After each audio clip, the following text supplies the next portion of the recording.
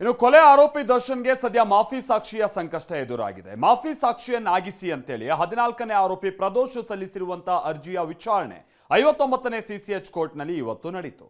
ಪ್ರದೋಷ್ ವಿಚಾರಣೆ ನಡೆಸಿರುವಂತಹ ಜಡ್ಜ್ ಸುಜಾತಾ ಮಡಿವಾಳಪ್ಪ ಸಾಮ್ರಾಣಿ ಅವರು ತನಿಖಾಧಿಕಾರಿಗಳಿಂದ ಪ್ರದೋಷ್ನ ಕ್ರಿಮಿನಲ್ ಹಿನ್ನೆಲೆಯನ್ನ ಕೇಳಿದ್ರು.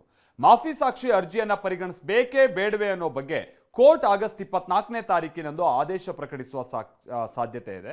ಈ ಸಂದರ್ಭದಲ್ಲಿ ಮಾಫಿ ಸಾಕ್ಷಿ ಪ್ರದೋಷ್ ನಾನು ಅವತ್ತೇನೇನಾಯ್ತು ಅನ್ನುವಂಥದ್ದನ್ನ 100% ಖಚಿತವಾದಂಥ ಮಾಹಿತಿಯನ್ನೇ ಕೊಡ್ತೀನಿ ಅನ್ನುವಂಥದ್ದನ್ನ ಈ ಸಂದರ್ಭದಲ್ಲಿ ಖಚಿತಪಡಿಸಿದ್ರು ಅಂತ ಹೇಳಿ ತಿಳಿದು ಬಂದಿದೆ.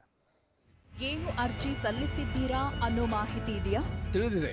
ಅಪ್ರೂವರ್ ಆಗಲು ಅರ್ಜಿ ಸಲ್ಲಿಸಿದ್ದೇನೆ. ನಿಮ್ಮ ಅರ್ಜಿಯಲ್ಲಿ ಏನ್ ಬರ್ದಿದ್ದೀರಾ ಅಂತ ಸಂಪೂರ್ಣವಾಗಿ ತಿಳಿದು ಸಹಿ ಮಾಡಿದ್ದೀರಾ? ಹೌದು, ಅರ್ಜಿಯನ್ನ ಓದಿ ಅದಕ್ಕೆ ಸಹಿ ಹಾಕಿದ್ದೇನೆ. ನೀವು ಏನ್ ಬರ್ದಿದ್ದೀರಾ ಅಂತ ಸಂಕ್ಷಿಪ್ತವಾಗಿ ಹೇಳ್ಬಹುದಾ? ರೇಣುಕಾಸ್ವಾಮಿ ಹತ್ಯೆ ನಡೆದ ದಿನ ಏನಾಯ್ತು, ಅದರಲ್ಲಿ ನನ್ನ ಪಾತ್ರ ಏನು, ಬೇರೆಯವರ ಪಾತ್ರ ಏನು ಅನ್ನೋದನ್ನ ಅರ್ಜಿಯಲ್ಲಿ ವಿವರಿಸಿದ್ದೇನೆ. ನೀವು ಏನ್ ವಿದ್ಯಾಭ್ಯಾಸ ಮಾಡಿದ್ದೀರಾ? ನಾನು MBA ಫೈನಾನ್ಸ್ ಓದಿದ್ದೇನೆ. ಇಂಗ್ಲಿಷ್ ಓದೋಕೆ ಬರೆಯೋಕೆ ಬರುತ್ತಾ? ಬರುತ್ತದೆ ಮಹಾಸ್ವಾಮಿ. ಘಟನೆಗೆ ಮುಂಚೆ ನೀವು ಕೆಲಸದಲ್ಲಿದ್ರಾ? ಖಾಸಗಿ ಕಂಪನಿಯಲ್ಲಿ ಕೆಲಸದಲ್ಲಿದ್ದೆ. ನಿಮ್ಮ ಅರ್ಜಿಯ ಗಂಭೀರತೆ ಗೊತ್ತಿದೆಯಾ? ಸತ್ಯವಾದ ಸಂಗತಿ ಬಹಿರಂಗಪಡಿಸ್ತಿದ್ದೀರಾ? ಗೊತ್ತಿದೆ. 100% ಸತ್ಯ ಬಹಿರಂಗಪಡಿಸ್ತೀನಿ.